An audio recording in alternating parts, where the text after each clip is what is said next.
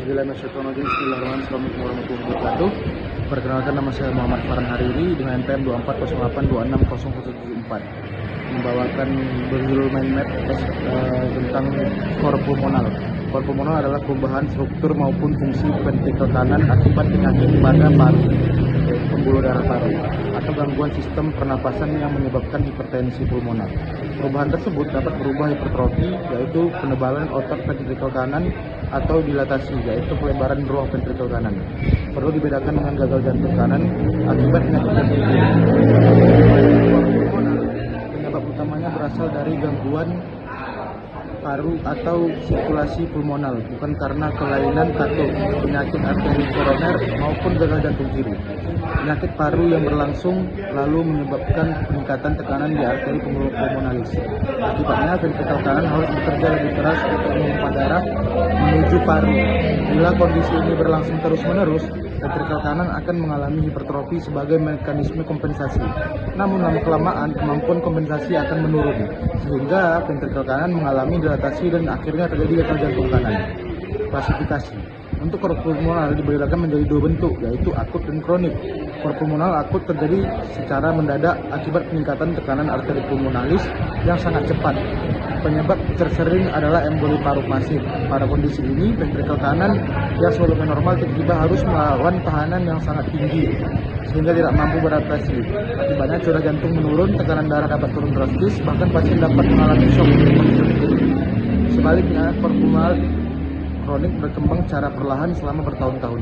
Penyebab tersering adalah penyakit paru kronik, terutama PPOK, karena peningkatan tekanan pulmonal yang berlangsung bertahap.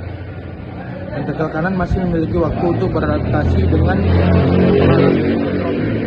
namun apabila hipertensi pulmonal terus berlanjut, ventrikel kanan akhirnya mengalami dilatasi dan gagal mempertahankan fungsi pompa. Etiologi penyebab skor pulmonal dapat berasal dari berbagai gangguan yang meningkatkan tekanan pada sirkulasi paru. Penyebab paling sering adalah penyakit paru kronik seperti PPOK. Pada PPOK terjadi kerusakan alveolus dan hipoksia yang menyebabkan vasokonstruksi arteri pulmonalis. Selain PPOK, penyakit paru interstisial seperti fibrosis paru juga dapat menyebabkan skor pulmonal. Fibrosis membuat jaringan paru menjadi kaku sehingga luas permukaan pertukaran gas berkurang dan terjadi hipoksemia kronis. Bronkiekstasi juga dapat menjadi penyebab karena infeksi berulang dan disrupsi saluran napas. Untuk menyebabkan gangguan ventrikel kronis, kelompok berikutnya adalah penyakit pembuluh darah paru seperti hipertensi pulmonal, idiopatik maupun emboli paru kronik. Pada kondisi ini, tahanan pembuluh darah paru meningkatkan secara langsung sehingga ventrikel kanan harus bekerja lebih berat.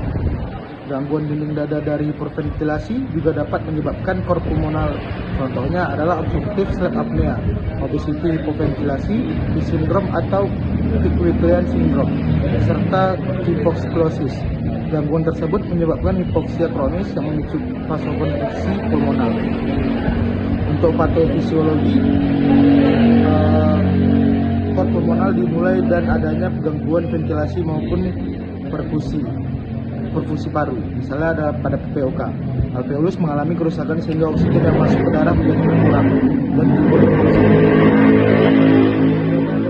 darah sistemik yang akan mengalami vasodilatasi saat kekurangan oksigen.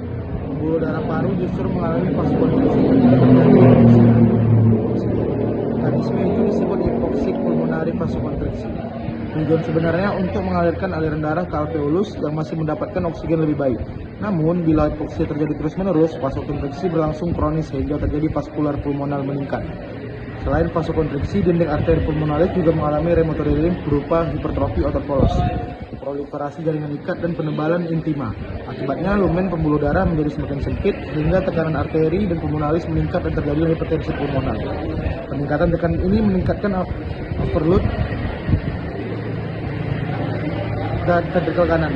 Ventrikel kanan yang normal sebenarnya dirancang untuk memompa darah ke sirkulasi paru yang tekanannya rendah, sehingga tidak mampu menghadapi tekanan tinggi dalam waktu lama.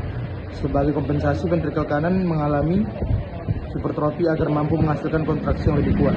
Namun bila tekanan yang tinggi, kebutuhan oksigen miokard meningkat. Perfusi kontrol koroner ventrikel kanan menurun dan kontraksi mulai berkurang. Akibatnya ventrikel kanan mengalami dilatasi. Dilatasi ventrikel kanan dapat menyebabkan penurunan curah jantung kanan sehingga darah mulai menumpuk pada sistem vena sistemik.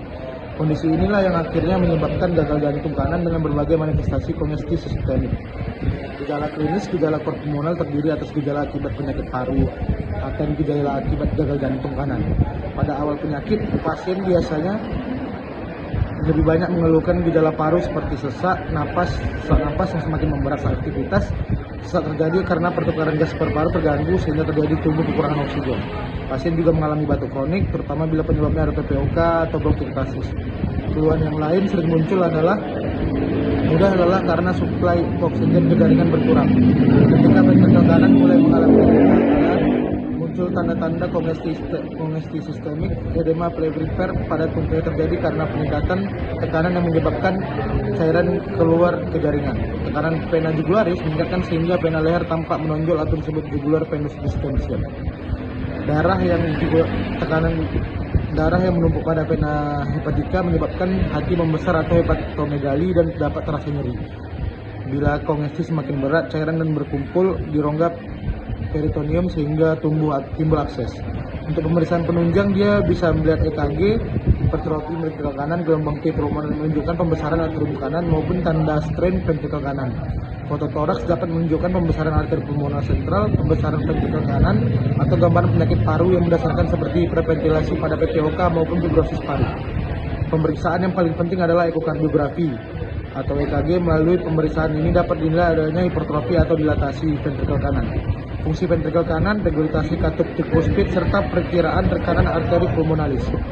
CT scan toraks dilakukan bila dicurigai emboli paru kronik atau mengevaluasi penyakit paru interstisial maupun kelainan parenkim paru lainnya.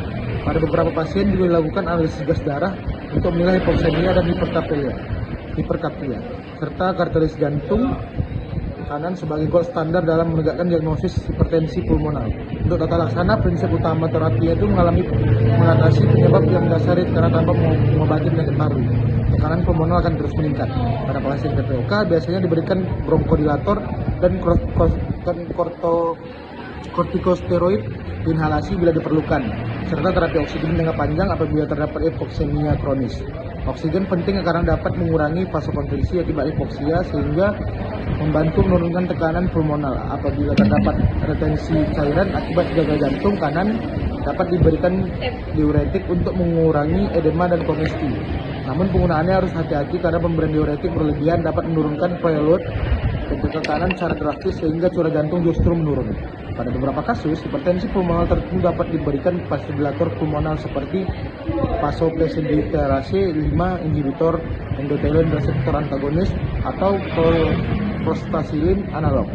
Namun obat-obatan ini diberikan pada indikasi tertentu dan tidak digunakan untuk rutin pada seluruh kasus KOR pulmonal akibat PPOK. Rehabilitasi paru, latihan fisik yang terprogram, nutrisi yang baik, penghentian merokok, serta vaksin influenza dan pneumococcus yang juga sangat penting untuk memperlambat progresivitas penyakit. Pada kasus yang sudah sangat berat dan tidak respon terhadap terapi transplantasi paru atau transplantasi paru ganti paru menjadi pilihan terakhir. Untuk kesimpulannya, jadi KOR pulmonal merupakan penyakit merupakan perubahan struktur dan fungsi ventrikel kanan yang terjadi akibat penyakit paru kronis dan hipertensi pulmonal. Gangguan ventilasi menyebabkan hipoksemia kronis yang memicu vasokonstriksi dan remodeling